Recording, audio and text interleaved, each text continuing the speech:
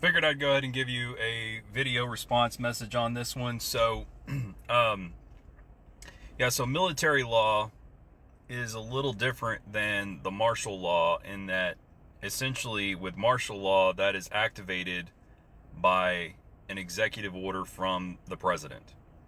So the president is the chief executive officer of everything, if you will.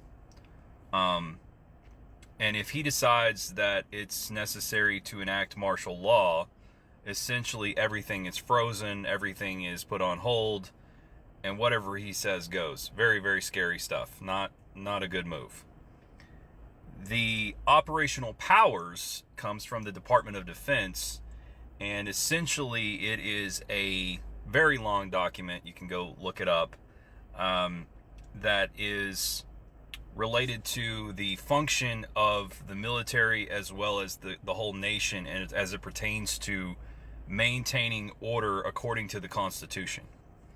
Now, the way it's supposed to work is the military is supposed to step in the event that the Constitution is being violated in a dramatic way. They typically don't do this if there is any other option.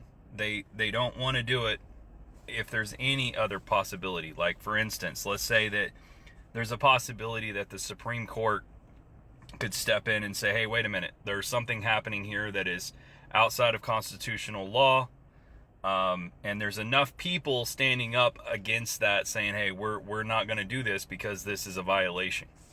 We're starting to see so much corruption at the point where that is not, it's not happening like it should.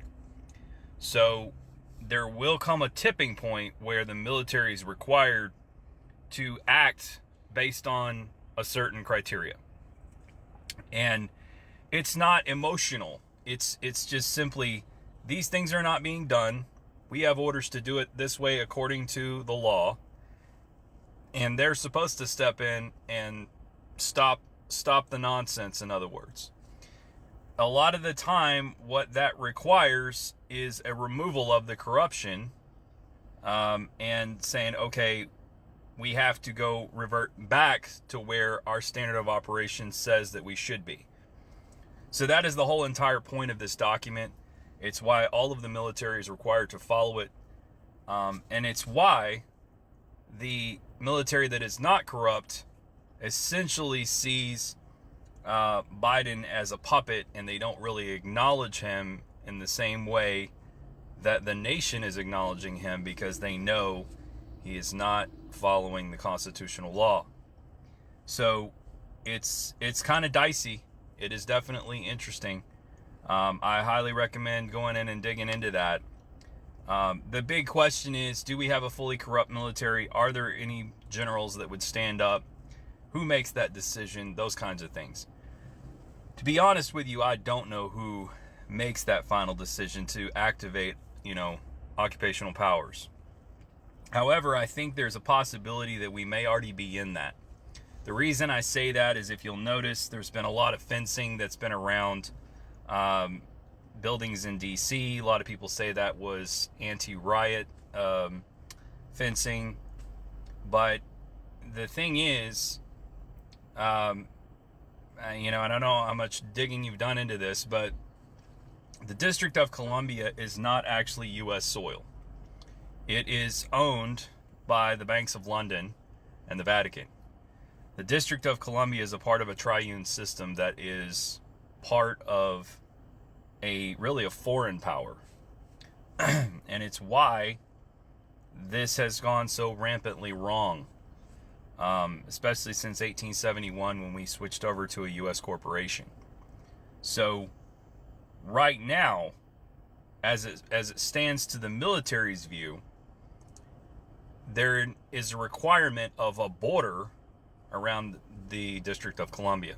I know that sounds weird, but it is essentially foreign territory. So all of this nonsense we've been watching has really been coming from the pulpit of a functioning system that is designed to circumvent our constitutional republic.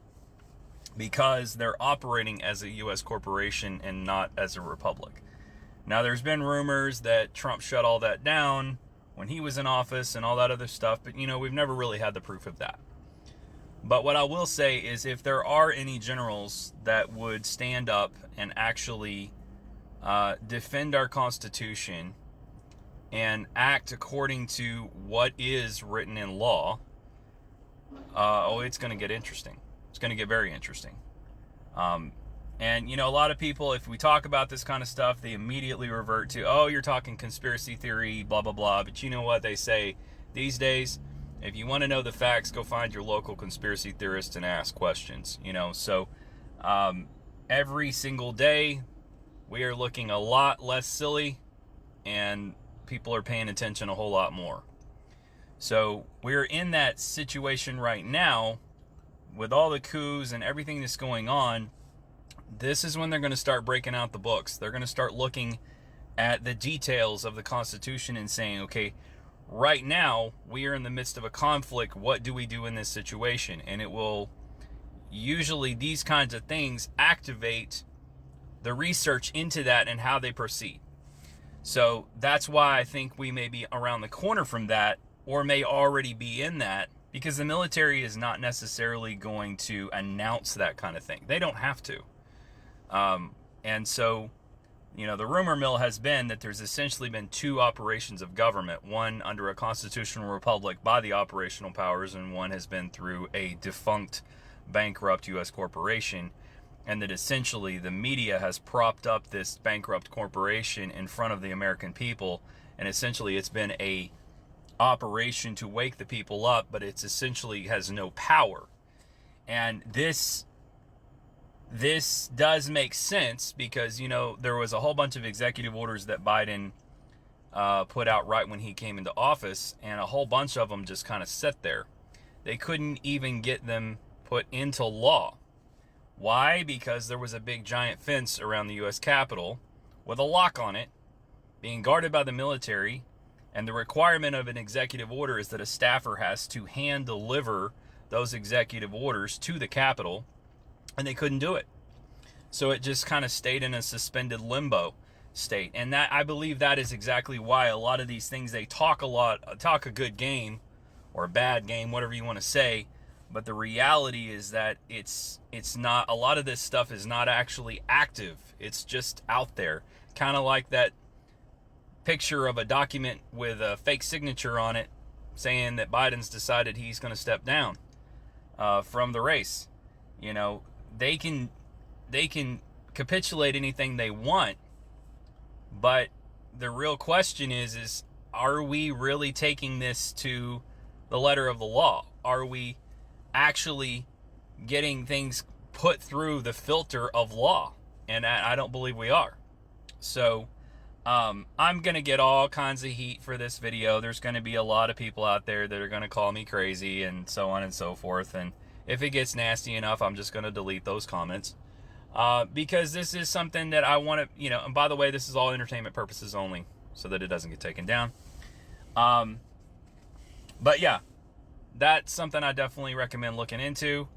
And I'll try to get you some more information on where you can do some more research on it if I can.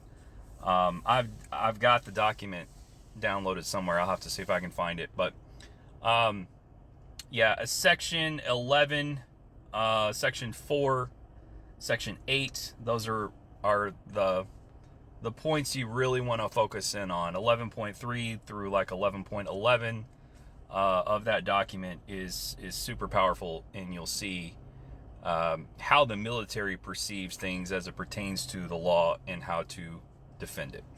Anyway, hope that was helpful. You have a great day. Take care.